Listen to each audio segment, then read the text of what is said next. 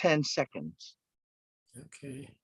And then I'll put it on YouTube and Twitter and Facebook. And then we can go.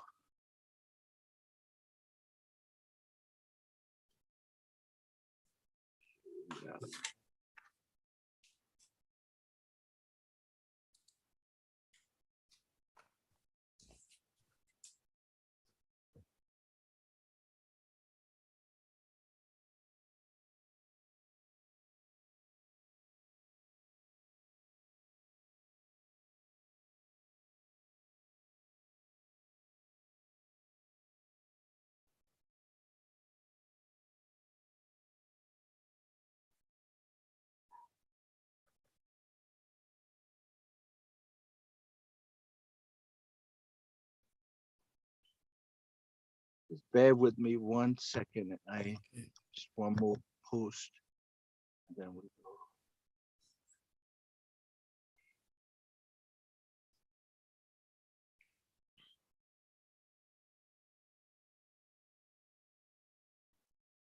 Good evening. If you're listening to this FORSEA dialogue on democratic struggles from Asia and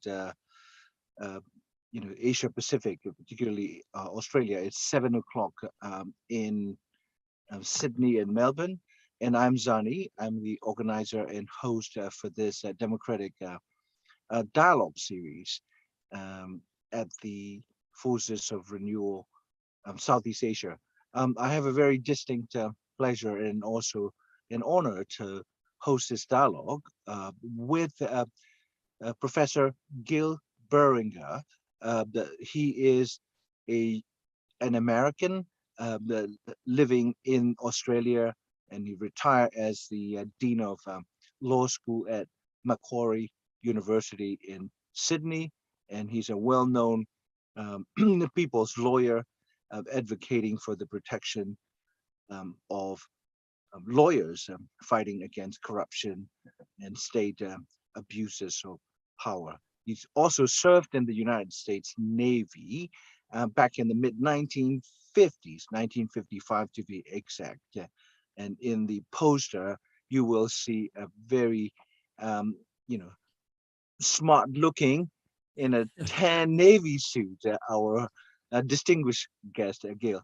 And so, Professor Beringer, a very warm welcome to you. And so, can you tell us about your biographical background, which is a rather fascinating, profile? Thanks, Arnie. I'd be happy to. Thanks for inviting me tonight, or morning your time. I grew up in a white middle class, mostly Protestant suburb of Philadelphia, and it was, I was probably a typical kid. Being a younger brother, perhaps I fit the syndrome of being a bit rebellious, but I was very naive, very innocent. And then when I was about 12, a few weeks after my 12th birthday, Jackie Robinson was signed by the Brooklyn Dodgers. And that was perhaps one of the most important days in my life. I was a fanatic about the Dodgers, even though I lived in Philadelphia. And if anybody has seen the film 42, they know that Philadelphia is one of the most difficult places for Robinson to play in. There's a wonderful scene, well, very tragic scene in a way, with Ben Chapman, the manager of the Phillies, saying really nasty, heavy stuff about him and his wife, and so forth. That was my first introduction to racism. I mean, I'd hardly ever met or seen a Black person, but ever since then, I still use a version of his name and number when I need a secret name or number, without giving too much away. Don't want to get hacked. And there were also, my father was a lawyer, and I for the Bell Telephone Company, not a private lawyer. So we were kind of middle class. But I wanted to be a lawyer, and at the time, I thought maybe I'd go into practice with him. But later, I did legal work in the U.S. Navy and changed my mind. But there were three cases that impressed me over the next years. I read a lot about the Sacco Vanzetti case, frame up of two immigrants, anarchists actually, who had refused to fight in the First World War. The Scottsboro Boys, a group of African Americans who were framed for a rape in the South. And then when I was beginning to become more political, the Rosenbergs, who of course were executed. At least one of them was clearly innocent, and there's some discussion about whether or not the husband was spying for the Russians. But you know, the death sentence was quite unique in that sort of case historically. So I was looking at the injustices in the country and the failures of the justice system. I did a bit of reading, the usual stuff. I had my father's old set of the Rover Boys, and I had the Encyclopedia Britannica, a complete set from about 1910, I guess. Loved to read that. And somehow, James T. Farrell's books, novels, fell into my hands. I can't remember how, but he was a Trotskyist. I didn't know that. In fact, I didn't know what a Trotskyist was. But Studs Lanigan gave me quite a different look at American society, the underclass, and how they fared or didn't. He was writing about Chicago, really. But that was quite a contrast to the Rover Boys and later the Hardy Boys, where everything was pretty damn nice. Then I went to Cornell University, where I had three outstanding professors. The first one, Gardner Clark, taught us the history and political economy of the Soviet Union. And that made me see a lot of things in different perspective. This must have been in the, sorry to interrupt, in the early 1950s, post-war period. Huh? Yeah, at a time when McCarthyism was strong, and we began to see some of our professors disappear, kicked out, and that was very disturbing. Another of my professors was Morris Neufeld, who taught us the history of trade unions. And at that time, following the Taft-Hartley Act in 1948, when the communists were, it was illegal to be a communist and a trade union leader. And of course, the communists had led 11 unions, and they were the most militant, most effective unions. So we learned a lot about that. I actually wrote a research paper on one of those unions that was smashed. And the third was a really interesting, weird sort of fellow, and you would know his name, Nabokov. Yeah. As it happens, I read, I had 2 semesters with him. He was wonderful. And we did all the Russian classics. Is that the Lolita? Well, yes,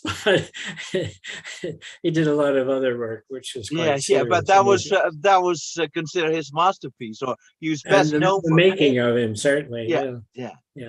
But we enjoyed it, and we learned a lot from it. And as it happens, we studied Lermontov, a hero of our time, which takes place in the Caucasus. And Lermontov was actually a soldier, an officer.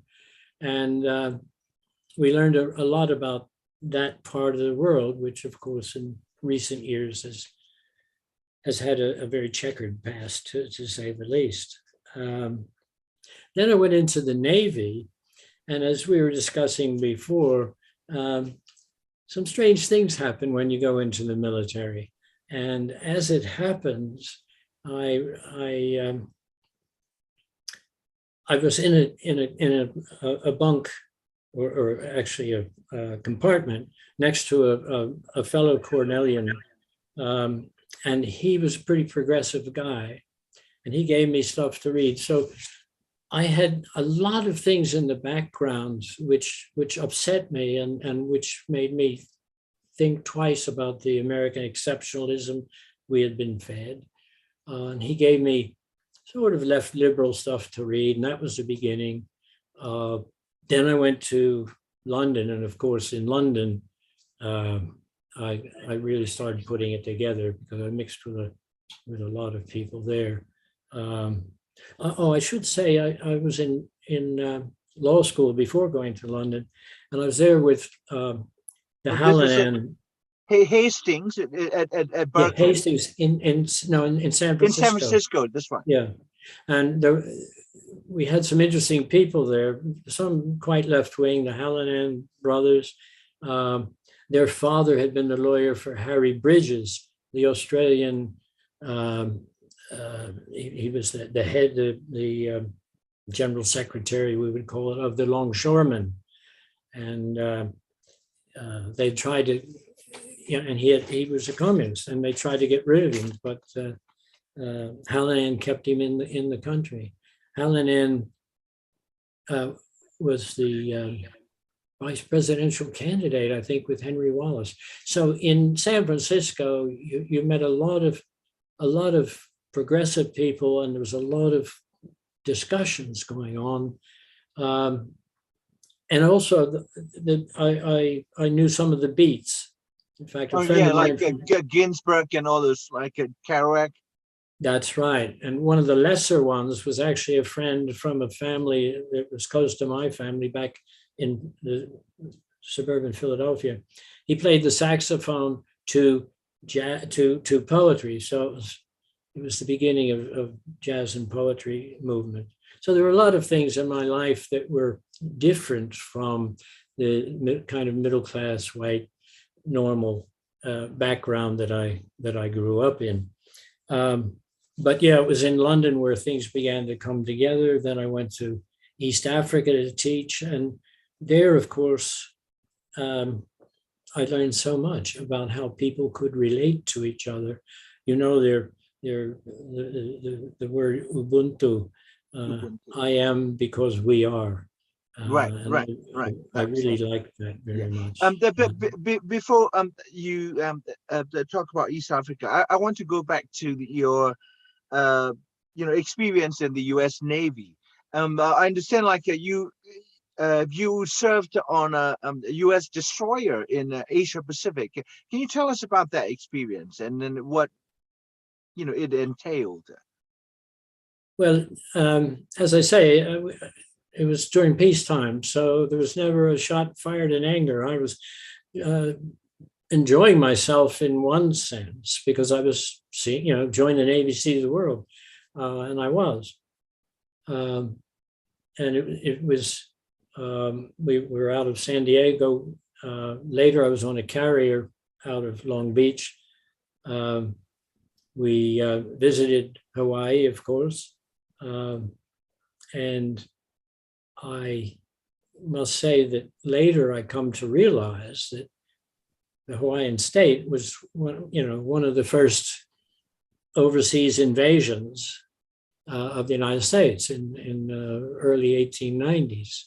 And from Hawaii, we went on to the Philippines. And of course, that's another U.S. colony at the time. Yeah. And it was from the Philippines that they sent troops to China to take over that concession, which they were getting to compete with the other capitalist countries. So the Russians and others, Germans, everybody. So China was sliced off. Yeah. And the Americans got a slice as well. Yeah.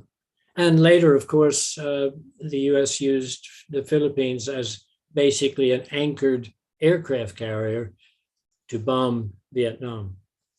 I've Oh, so that's in addition to Thailand. Thailand was sorry, also a launch. No, the Philippine was another launching pad for the U.S. Air raids in it's the main Vietnam, one. Indochina. Yeah, The main the one. big bombers went out of Clark Oh, I Airfield. see. Okay, and Yeah, there's also a U.S. Air Force base outside of Bangkok that they yeah, used, during the Vietnam War, yeah, to do yeah, the yeah, bombing yeah, runs. yeah. Sorry, So carry on. I have to say I enjoyed myself. We had good ports to visit. I got around to what was then called Ceylon. We were on Sri a Lanka. rescue mission, and of course, visited Hong Kong a few times. Wake. It was interesting, but the most interesting, in addition to the cultural experience of going to foreign countries, um, I I had a lot of time on my own to read, and that's when as I said before, this chap from Cornell, who's a fairly progressive fellow, gave me a lot of stuff to read, and I started to think more concentratedly about who I was as an American, what America's role was in the world, and also about how to understand the injustices that seemed endemic in that system. So yeah, it was 3 years, but all in all, a very positive experience. Of course, I found the discipline not so much to my liking, but it wasn't bad. And I made a lot of good friends there. And we played a lot of poker too, I must say. We had, there were things to do at night, which were interesting. Yeah, I was listening to Noam Chomsky's rather long interview. I think like about 2.5 hours with people calling in on C-SPAN. That was some years ago. Yeah. On and he was also a kid who grew up in Philly. You talked about racism in Philadelphia, and he was from Jewish immigrant family, and he talked about how rough the streets were when he was growing up. He's slightly older than yourself, and early 90s, and he said it was really unpleasant, the racism there. And then like the C-SPAN host asked him, you know, well, you're a linguist, you train as a linguist, and how come you became basically an activist and critic of the U.S. Foreign policy? He said, well, he said he would have enjoyed just being a linguist because he was fascinated by the subject, but the world gets in the way. So, I mean, you're, by the same token, you're a lawyer by training. Your father was a lawyer. You train as a lawyer. You like law. Obviously, you like the scholarship. And what got in your way? Instead of just having a nice Well, professorial life. yeah, well, a couple of things. I mean, going back to being in the Navy, I did court-martial work. I defended a few people, sailors. They get to choose whoever they want under the Uniform Code of Military Justice. And I became a popular defender. But there was a need to prosecute some cases, some fairly serious cases. And so I was ordered to prosecute. It involved some petty officers who were getting young sailors into a hidden compartment and playing cards with them, and taking their money and then making them pay back 15 for 5, I think, something like that, at payday, and they'd stand at the end of the pay line and take the money. So there were a few good, interesting cases that I did, but I found for various reasons that I didn't want to be a lawyer. A criminal lawyer was the only thing I was interested in. but I found it was, there were shady elements even in the military justice system.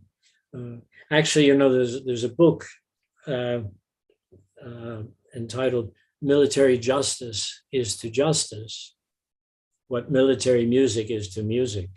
Um, so, and the other thing, of course, was when I was studying as a graduate in London, the London School of Economics, the Vietnam War was on, and my then wife and I became the co-founders and leaders of an organization called Stop It.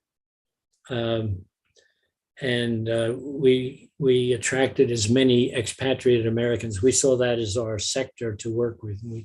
We had expatriate Americans, many of them, and we were involved in various kinds of demonstrations, rallies, shows. That was very exciting.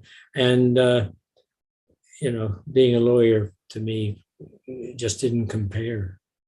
So yeah, here I am. and yeah, and yes, since I've come here, I've been involved in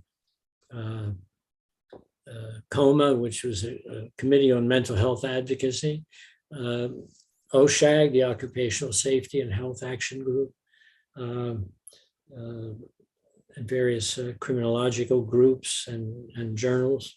And today, now, my focus has been on authoritarian leadership in the Philippines, particularly President Duterte, and the killing of lawyers. And now I'm doing also the killing of journalists. And I should mention actually that I've served on about a dozen people's tribunals, and that may be something that people start thinking about with regard to the war in the Ukraine. People's tribunals have a lot to contribute. right. We're Yeah, doing one right now on journalist killings in Mexico. right.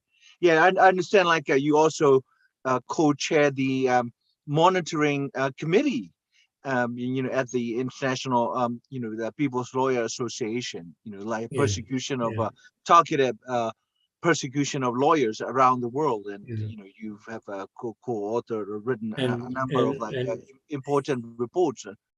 yeah. And so, like, my last question on the biographical background, because I've had friends who served in the U.S. Armed forces, like having fought in Iraq and Afghanistan. When I was a student in Wisconsin, the 25, 30 years ago, these are like U.S.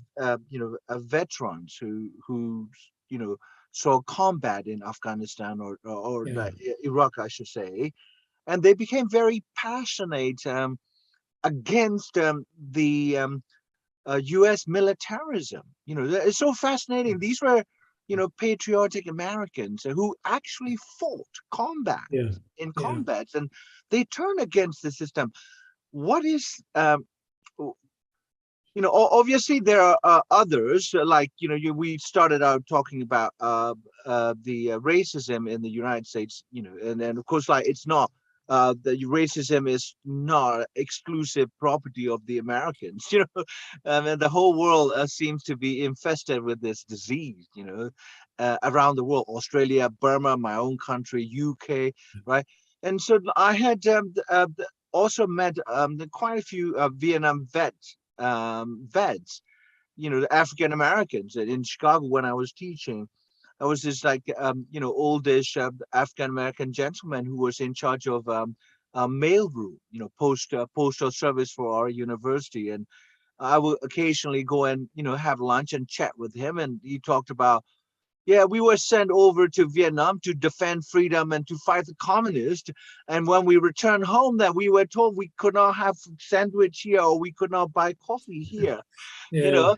And then so of course, like so what is it in your case that makes you, beyond reading, yeah, that become very critical of the United States foreign policies and Yeah, cases of invasion, and then we yeah, move on to other powers, imperial or not, that have bullied small nations and invaded them.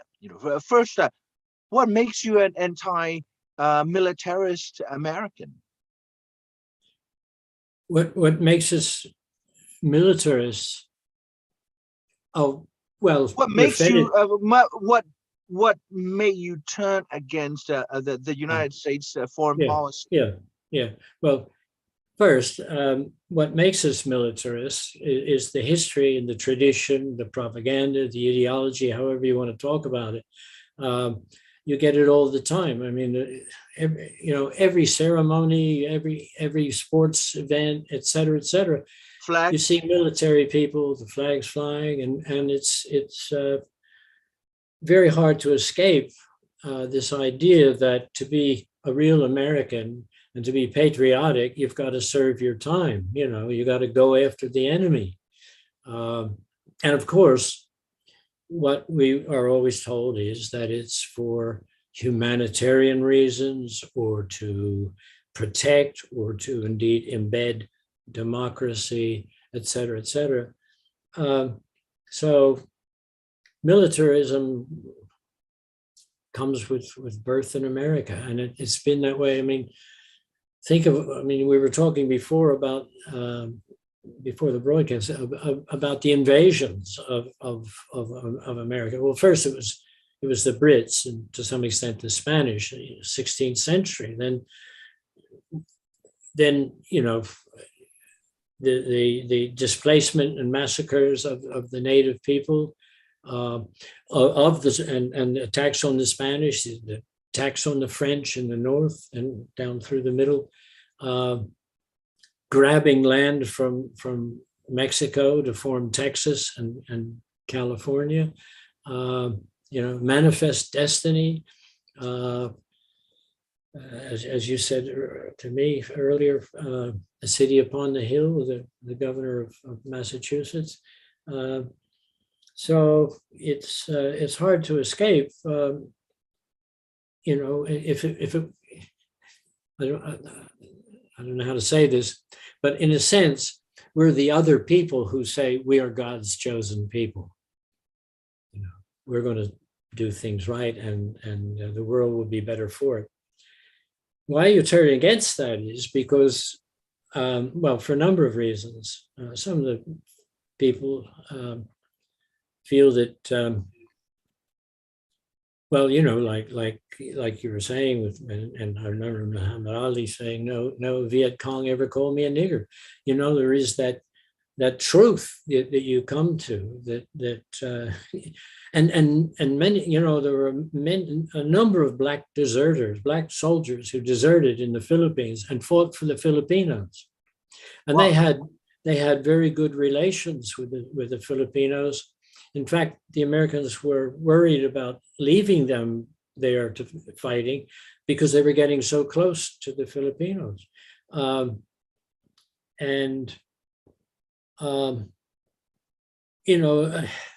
war is terrible. I'm so happy I was in a 3-year gap between all the American wars since the Second World War.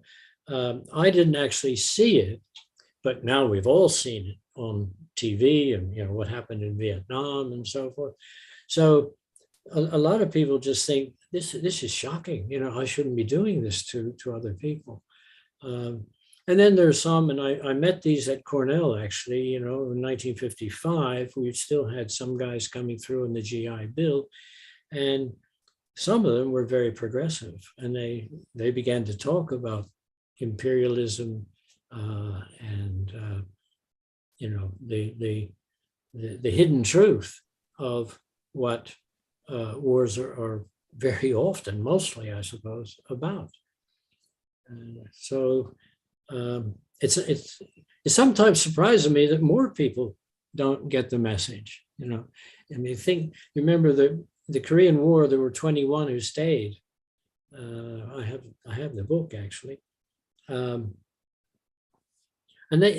they were, typically in an armed force with when we're talking about the ordinary soldiers, particularly in the ground forces, they were from poor areas, almost entirely from poor areas, ill-educated, and they just realized that they thought they could have a better life if they stayed in North Korea.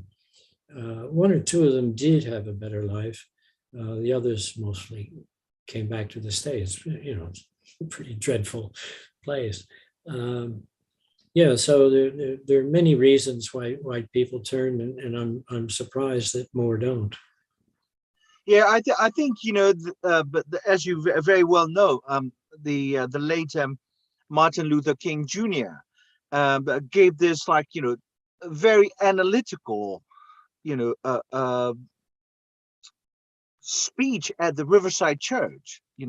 Because when I mentioned Martin Luther King Jr.'s name to my 12-year-old girl who was doing the civil rights as part of her research project in her class, and she knows I have a dream speech, but she didn't know this beyond Vietnam.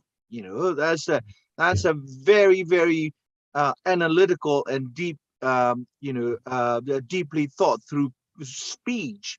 Well, he He was had getting very several American scholars who supported the civil rights movement helped draft the speech, and he tied everything, civil rights movement and the deprivation of civil rights to the entire Black community across the U.S. and particularly the Black community, with the war in Vietnam. And you talk about the lower socioeconomic the background and young men and women to a lesser extent joining the army. So he saw the connections. You talk about, you wonder why other people don't see it, and then the mainstream media, starting with the so-called liberal New York Times, jumped on his throat. It was like Dr. King had made a monumental mistake. And he should stay focused on civil rights of Black people and on Negroes at the time, right? And then don't talk about U.S. imperialism.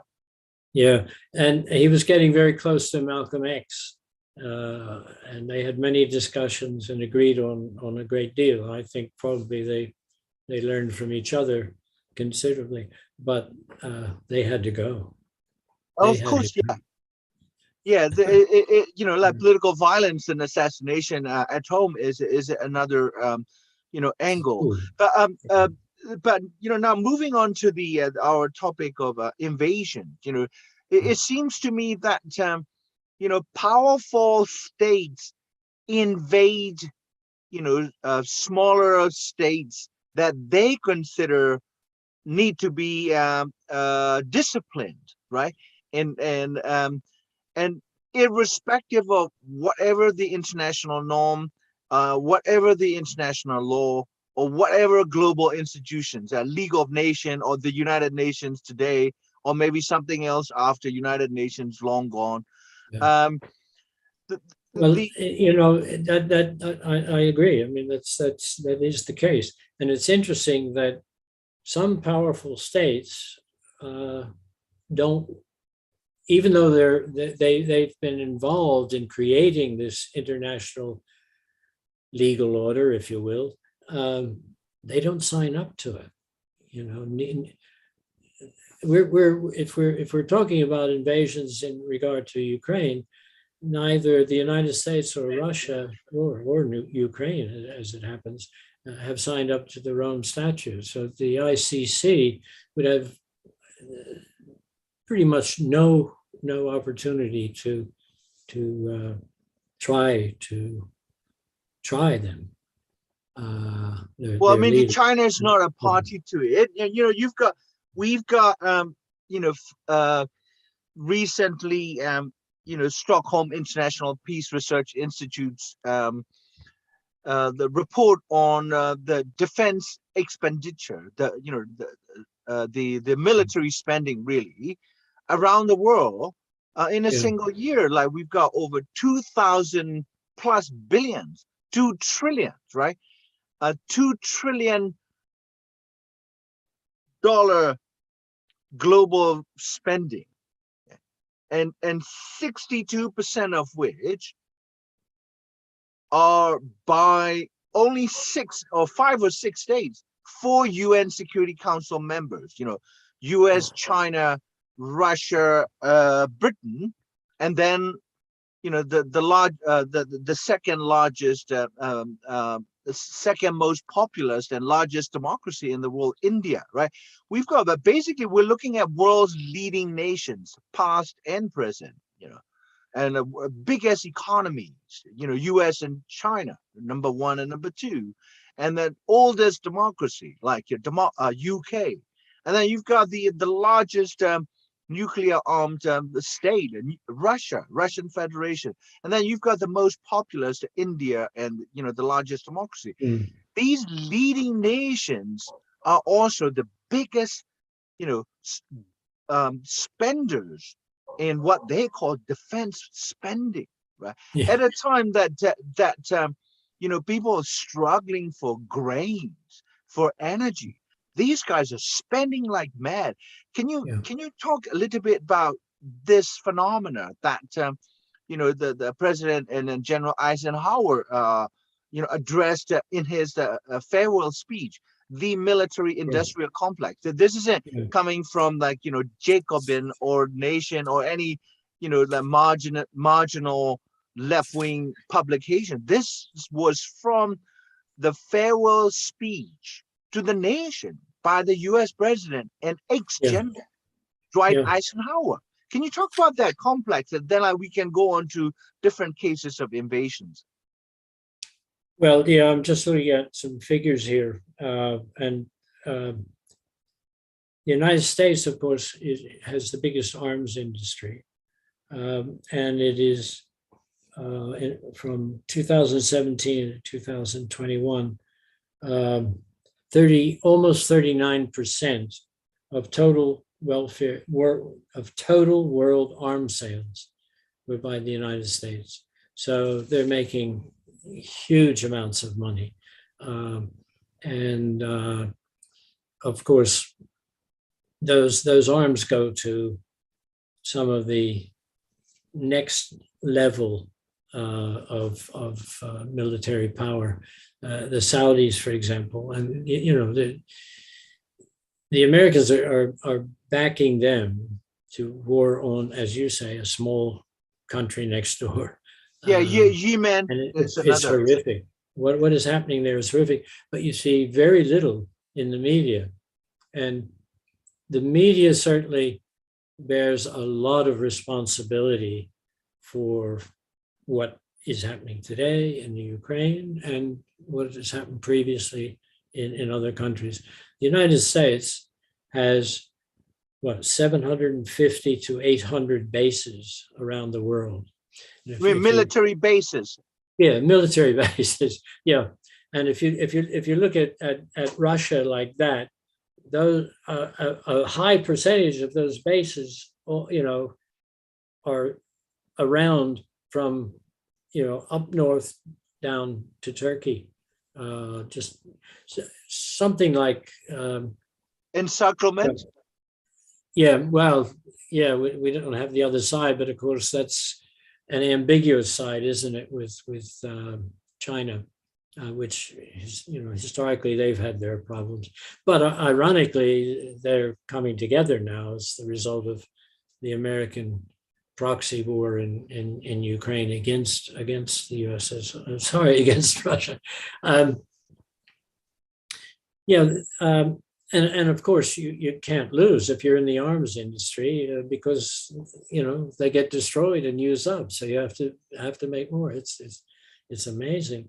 So there's certainly an industrial, a military industrial complex, but I would throw in the media, because they cover up what is going on, and they are on the sidelines cheering the Americans on. I mean, they're firing up the weaken Russia, punish Russia, sanctions, this, that, and the other, when a lot of responsibility for that invasion lies on NATO, which is, of course, led by the US. And it's really, the US has basically refused any diplomatic efforts, has for many years disregarded the concerns of Russia.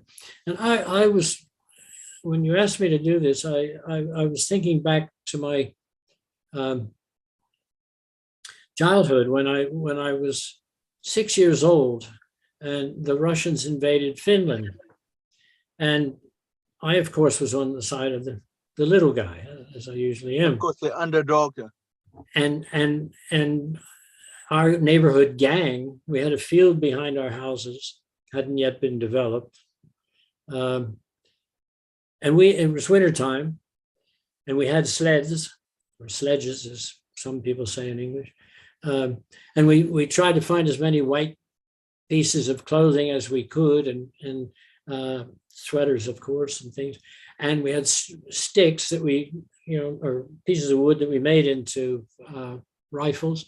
And we were playing Finns against the Russians. And everybody, of course, wanted to be on the Finnish side. It was hard to get anybody to be on the other side. But we were fighting that war and watching it as closely as we could.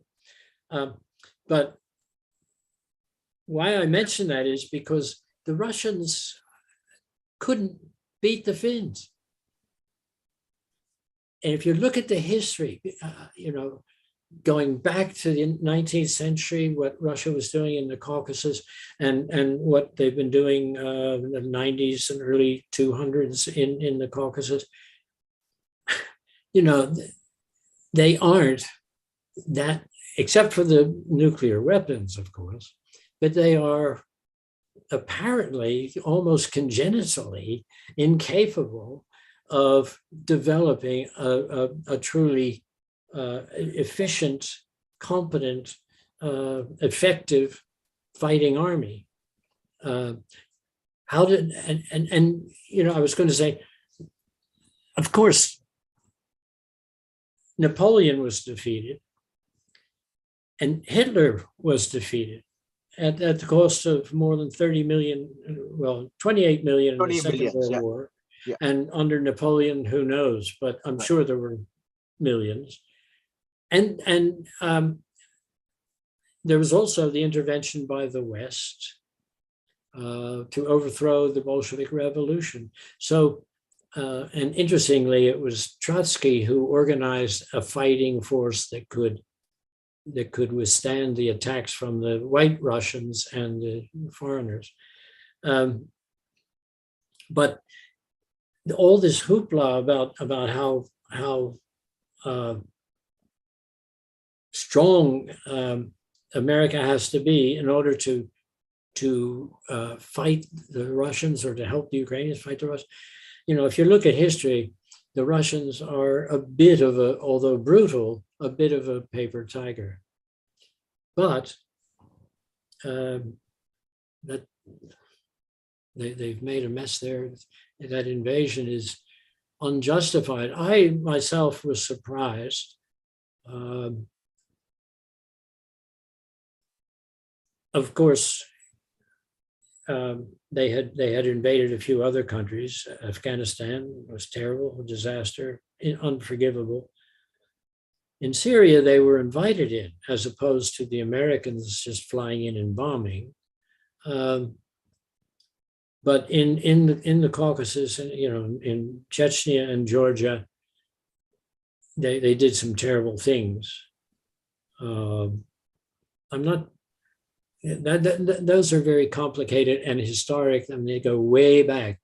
But the Russians aren't keen on diplomacy. They and when they invade, they're pretty brutal. But I actually thought that the People's Republics, Donetsk and Luhansk, had a right of self-determination. I mean, after the coup in 2014, a coup in a democratic country, we can talk about that later. But after the coup in 2014, certainly inspired and supported by the Americans, as they've done all over the world. In a sense, they were involved here as well, as you will know, the sacking of Whitlam, the Labor government. But between 2014 and 2021, the Ukrainian army was lined up, 130,000, I've seen one estimate, lined up along the borders with those two separatist republics, and they were attacking. And they were shelling. Something like 15,000 people were killed in what was a civil war. It was Kiev against the separatists. Russia was barely involved. It's true that there were some Russians who went there. I mean, international brigades went to Spain and various other places, so that's not surprising. But the people in those, to my way of thinking, the people in those Donbass republics had a right to self-determination. And I thought at the time, I still think that Russia had a right to support them.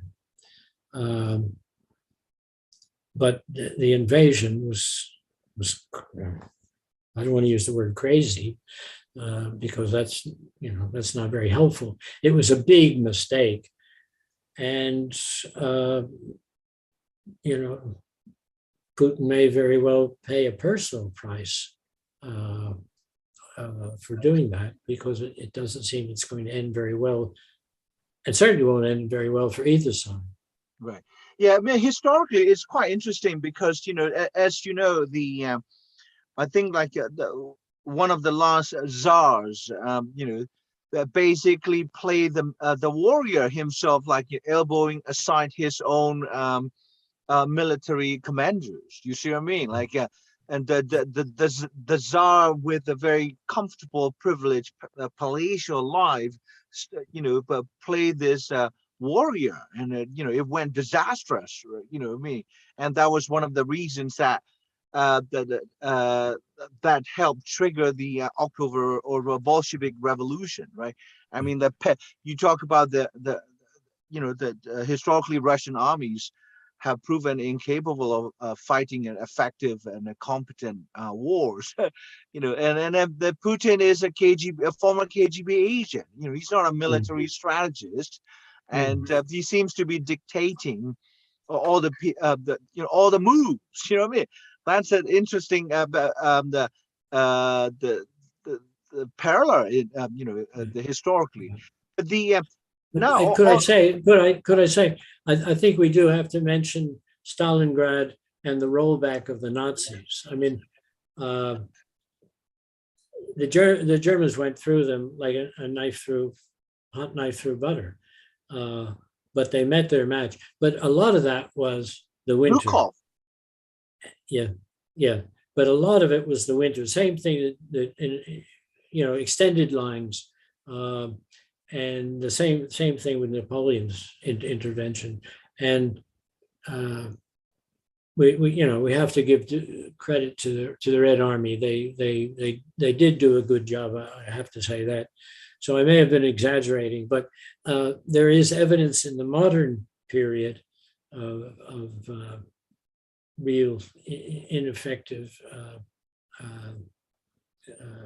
army forces, military forces. And I think everyone agrees that Putin's plans have had to be changed radically, and no doubt they were very disappointed in the resistance that they met. Yeah, but we can also say the same thing about the U.S. invasions, in the plural. In different places, like remember the Dick Cheney and Rumsfeld and George Bush Jr. George W. Like the second and illegal invasion of Iraq. Shock and awe. The doctrine, and then like the country was destroyed. But finally, the Americans did not accomplish the mission. There was the George W. The on one of the aircraft carriers declaring mission accomplished. And it went on for another 10 years, like billions of dollars wasted, human lives as wasted, and then the same thing happened in the Philippines in 1902. What happened there? Well, there was a war by the Americans against the Filipinos, who had their own republic and Supreme Court and Parliament and so forth. The Americans declared in 1902, effectively mission accomplished, the war is over. But in order to continue the war, they passed a law, which is called the Rigandage Act, brigands, criminals. And so patriotic Filipinos who continued the war were called brigands, and some of them were executed under that legislation. And that went on for years. There were a couple of really big battles down in Mindanao around 1912, I think, what's his name? Blackjack Pershing was involved, an American heroic general in World War One. So well, I mean, the Americans just usually make a mess in these wars, Well, I mean, like the last, yeah. I mean, the withdrawal from Afghanistan. Like if you, I mean, I was too young to remember the Vietnam War, but if you look through the anti-war movement and or like the Vietnam War period, the iconic dark image of U.S. Marine helicopter taking off from the embassy rooftop in Saigon, and then like you've got these transport plane where hundreds of Afghanis young men are desperately trying to cling on to the the aircraft as it was taxiing. What I mean? It's really heart-wrenching scenes. And can you talk about the invasion of other foreign powers? Say, for instance, China, for instance, like just simply snatch Tibet, and then the Americans, the CIA got involved, trying to beef up the Tibetan resistance unsuccessfully.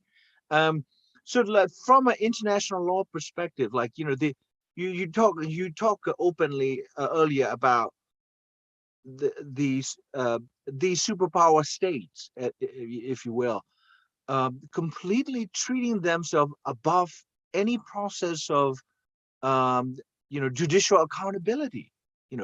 That having introduced or having involved in drafting or passing international law, they say that's for the rest of the world. We are different. We are not going to be bound by any norms and law, right? I mean, China is guilty of like having invaded other countries. Maybe Vietnam. Not as many. Can you talk about the Chinese state? Thucydides said a couple of thousand years ago, the strong will take what they can, and the weak will suffer what they must.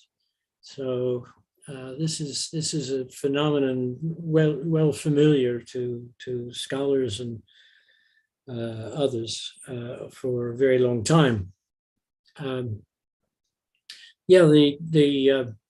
are a number of laws which international norms, international law, that are being breached all the time by the Russians.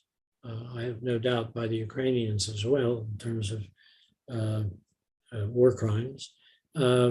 that's what happens in war. We've got people here.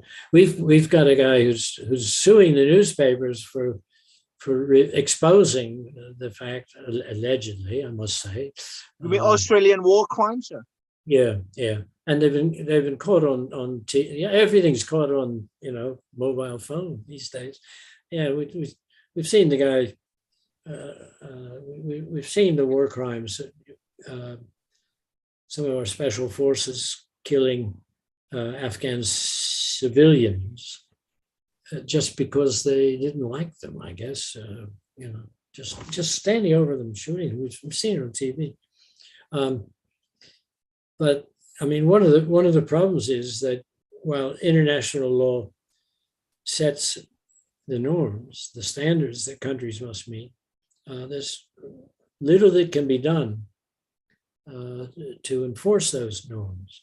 And actually, I've been reading up on the ideas about what to do. You mentioned we should think about the global response. Well, in many ways, the global response has been terrible. Just pour in arms and let the brave Ukrainians destroy the Russians on to victory. Well, the First World War ended in victory, and the losers felt really bad about it. And 20 years later, they came back and hammered the victors for a while. So we have to be very careful about how this war ends.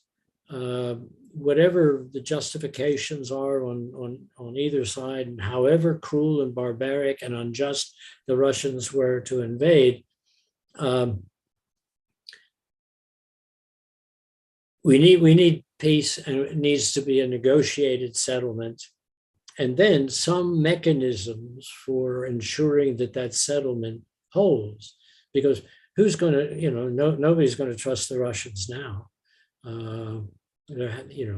So I and others are trying to think of ways in which we can ensure that everybody's reasonably happy and not looking for revenge. And Chomsky says the Americans shouldn't be fighting, this war against the Russians to the last Ukrainian. There's got to be something better than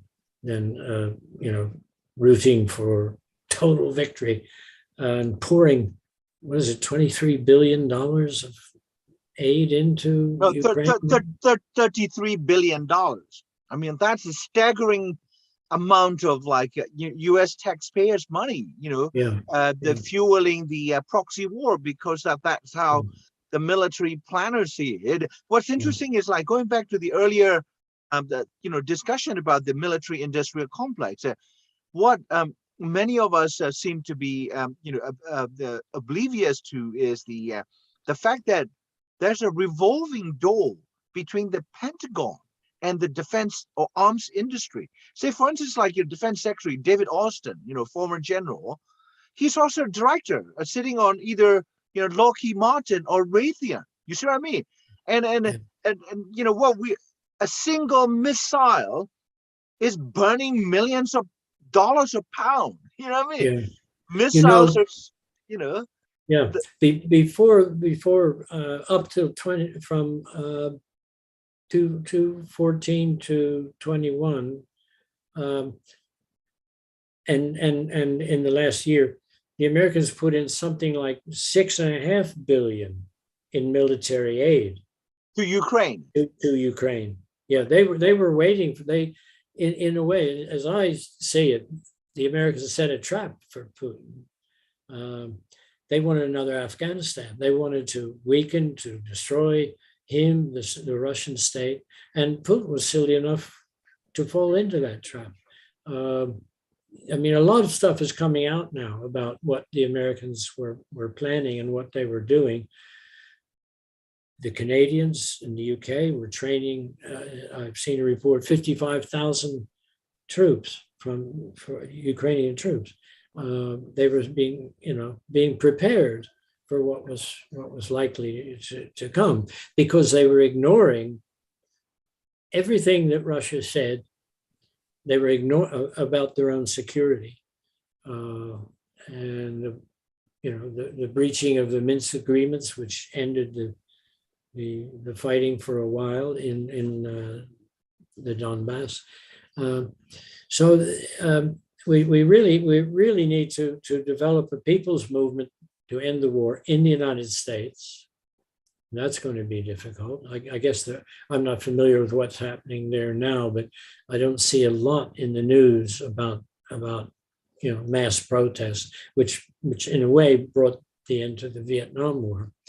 And of course, the Russian anti-war movement is to be supported in whatever way we can. But I was reading something by Al McCoy, who I'm sure I know. He's an old friend of mine in Wisconsin. Yeah. He's my hero, as far as historians go, and war historians. He's done excellent work on Southeast Asia, on the Philippines, and more recently. But anyway, he's a creative thinker, and I was interested in his idea that in the article, it's, the Ukraine war beyond sanctions. And he said, look, you can try all these sorts of things. And he goes through a calendar of things which aren't apparently working sufficiently to bring an end to the war. And people are complaining about how Europe is funding the war through the paying for the gas oil. And what he's saying is that the European Court of Human Rights has something, has a role to play here. It can, well, there's already a case in which they found, about this war. There's already a case, and they've decided that there are violations of various rights of the people. I'm sure there are very few rights they haven't violated. But what he's saying is that the court, having found them in violation, can now make an order. And he makes the analogy to a corporation garnishing the wage of an employee, or perhaps a tax bureau garnishing, trying to get the money. And what he's saying, that the court could direct the Council of Europe to direct the corporations who are using that Russian fuel to take 20% off what they pay for it. And then whoever, once they get that money, whoever can prove damage as a result of the invasion can then apply and have damages awarded. I'm not sure it would ever work. I guess the Russians wouldn't be too pleased dealing with someone who wasn't paying the full amount. But it's those kinds of initiatives are something kind of positive, rather than just punish, sanction, destroy. So we really, and this is where the People's Tribunal will perhaps have a role to play, because it as you know, you organized the one I was on in Kuala Lumpur about the Rohingya genocide.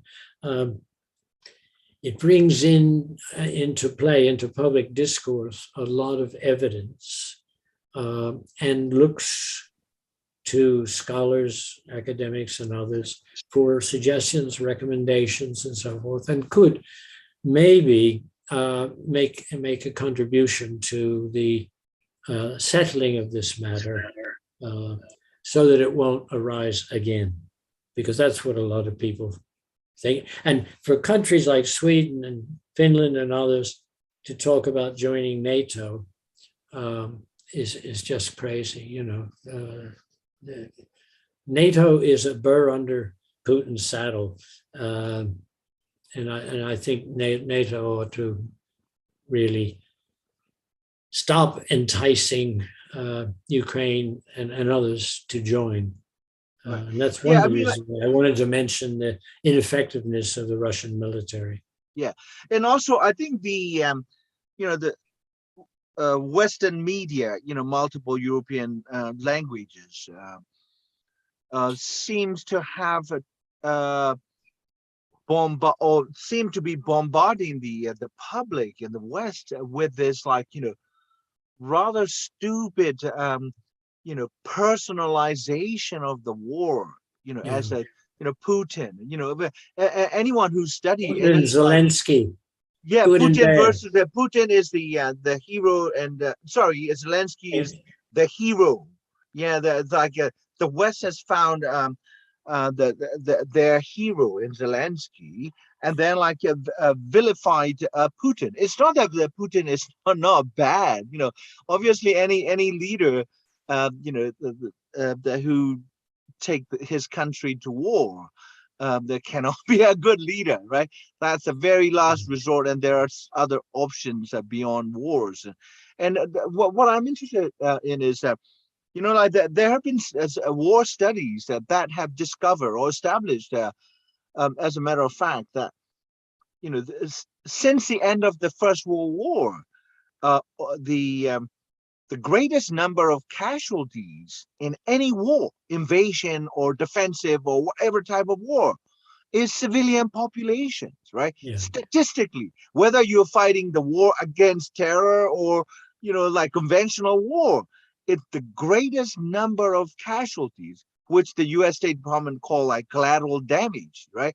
And then so, to me, I'm not a legal expert, but the term war crimes is redundancy. It is redundant. War is a crime. When we can prove statistically that in every single invasion results in the greatest number of civilian casualties or displacement, right? Like in the last 70 days, 10 million or half of the, maybe, I don't know, 10 million Ukrainians have been displaced, meaning their lives been destroyed, in addition to actual casualties, And so I posed this question to the Peter Pace, who was the Bill Clinton's chair of Joint Chiefs, in a small gathering. I said, what's the difference between, your war on terror and the terrorist war against, the West? Because you both produce similar results in the greatest number of civilian casualties. He said, well, it's intentionality. We don't kill civilian intentionally. Can you comment on this? Except in Japan, with the two, America's the country that dropped the atomic bombs. 2 bombs. Totally unnecessary. They tried to dress it up and say, oh, well, that brought the war to an end. That's not what brought the war to a quick end. The Japanese were suing for peace. They were trying to negotiate to get to surrender. The Americans apparently intended to do what they did. That was Harry Truman. And it was supposed to be a warning to the Russians. This Russophobia goes way back. 28 million killed in Russia, mostly civilians, and Vietnam. That was a nightmare. There are 4 million casualties in Vietnam, and then maybe 70,000 American servicemen and women. This is a staggering number, and also if we bring in the global impact, say environmental destruction, right? That's a crime, but the militaries leave one of the greatest carbon footprints around the world. And the military Yeah. just, they exercise every day, as you know, you're in the Navy, Yeah. right? So every time you roll a military vehicle out, a tank or anything, they are gas guzzler, whether fighter jets or like fighter bombers or aircraft carriers, right? They burn so much carbon. I mean, like energy, right? Yeah. And so, And use poisonous chemicals, for example, to put out fires, which get into the rivers, indeed into the ground, and they're down into the groundwater. I mean, there are many things. And war itself produces a great deal of environmental damage. And, it's really interesting that, that is a crime. Destroying the environment in a war is a crime. In the last draft of the Rome Statute, ecocide was to be a crime, but it was taken out. It was left in when they talked about war, but it was taken out.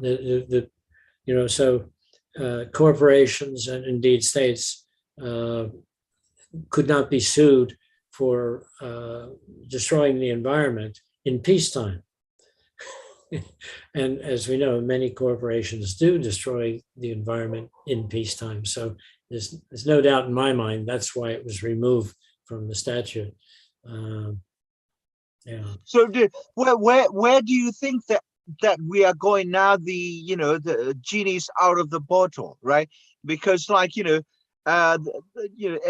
Guterres was visiting Kiev, the last week, after he visited Putin in Moscow, and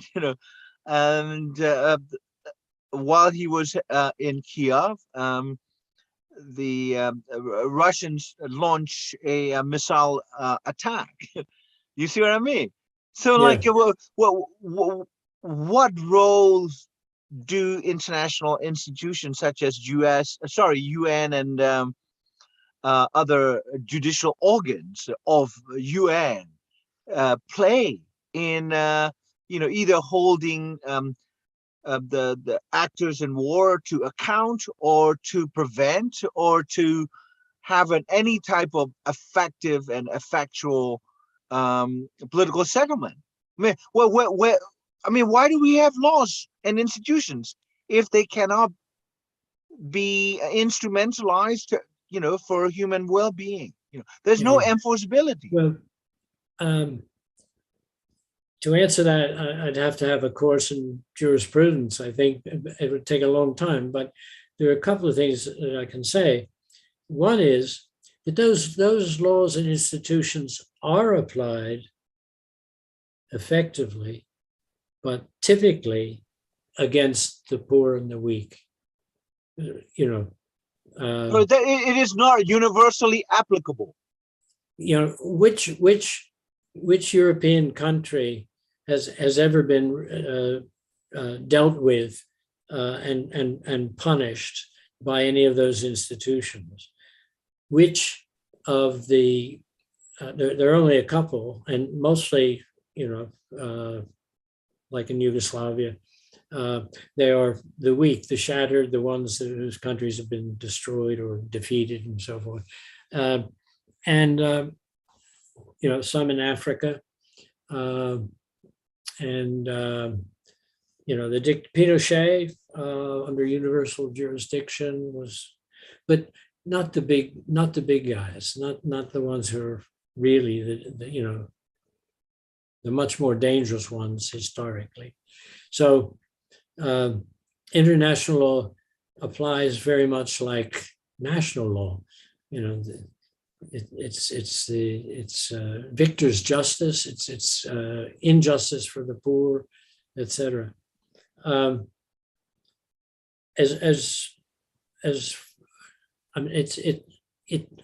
It's important symbolically to have international standards, and occasionally perhaps useful to have the institutions to enforce those.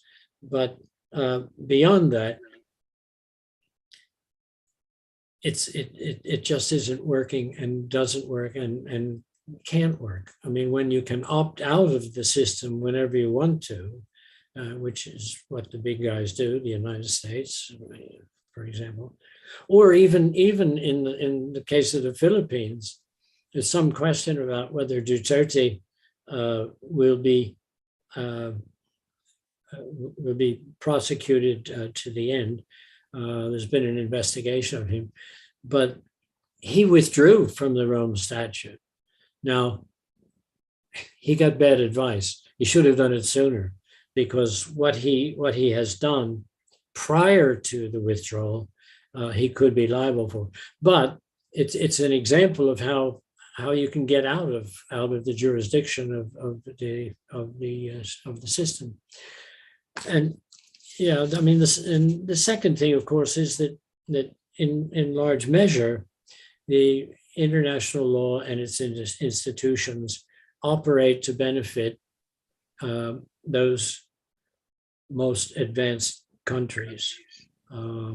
After all, what they need for their capitalist enterprises is stability and markets. So much of international law is focused on that, rather than preventing the kinds of conflicts that we are seeing. Because conflicts are one way you get stability. So there's a lot to be looked at when we're talking about international law. Who makes it up, who benefits from it, and who suffers under it. I frankly don't think international institutions or international law are going to do much, if anything, in the Ukraine issue.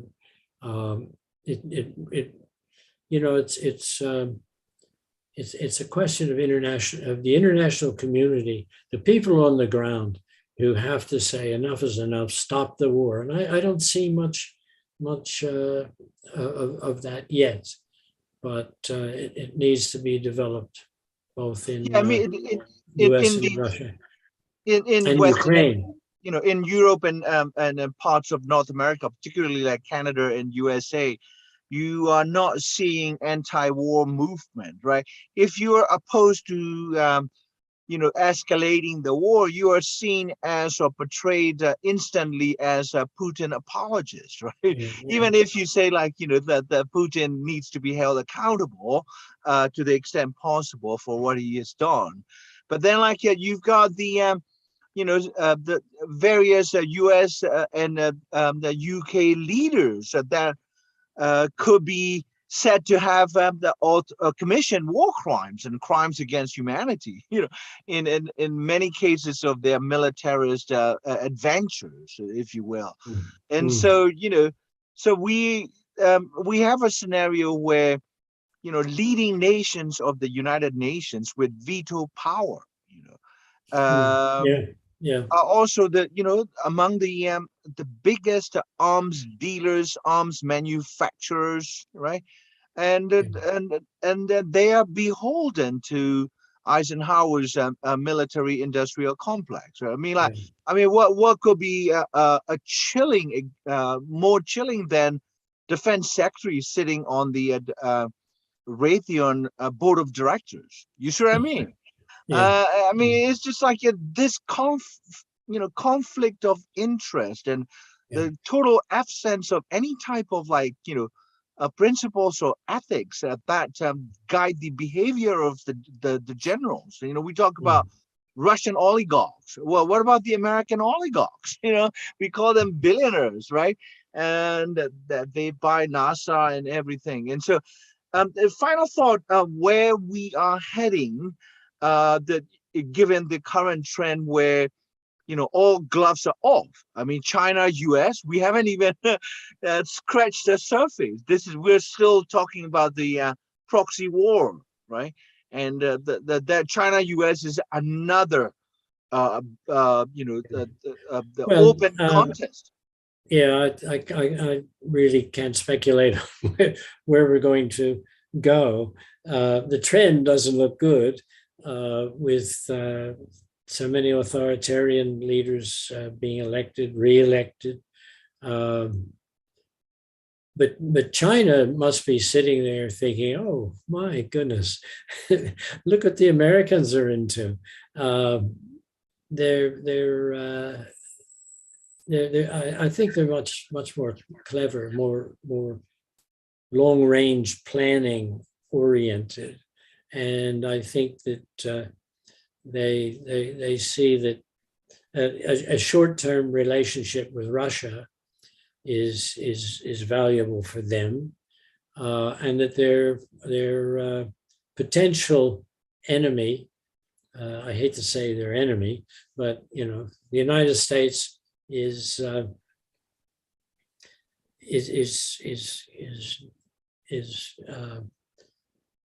in a situation where they have to do things that historically I think will be seen to have been wrong, and they're probably aware that the Americans are not going to do very much if they aren't prepared to face Russia, which today is far weaker than China. Then how can anyone expect the Americans to stand up for other countries, for Taiwan or Philippines, or any other country that China might wish to dominate? So yeah, the picture is unclear, but what's happening in Ukraine probably is setting a lot of bad precedents. But in 10 or 20 years, we may look back, well, you may look back and say, there were some good things that came out of this. I'm always hopeful that there is a silver lining to this very dark, terrible cloud. Well, that's an extraordinary sign of strength that you've shown, in your 80s, that to be able to say there could be a silver lining, right? Because we just cannot give up. When we actually give up, that's the end of the story. So we just cannot give up, despite everything, despite everything. And so you've been listening to Professor the Beringer, a retired dean of Macquarie University Law School and former the U.S. Navy veteran in the 50s, and he's been a very lifelong progressive intellectual, providing leadership and expertise on the numerous issues involving the Permanent People's Tribunal, which is a tribunal for shaping moral opinions of the different public and feeding into progressive movements. And he speaks to me generously from outside of Sydney in Australia. It must be approaching his bedtime. So I want to thank him. And so, but you can still have half a pint of beer. Something stronger. Yeah. So like a single malt or something. So Okay. Stay Thanks. strong, and that we can look back at 10 years from now what we discussed. And so stay strong and I hope healthy. I can. Yeah. Thank you so Thank much. you. Enjoyed it.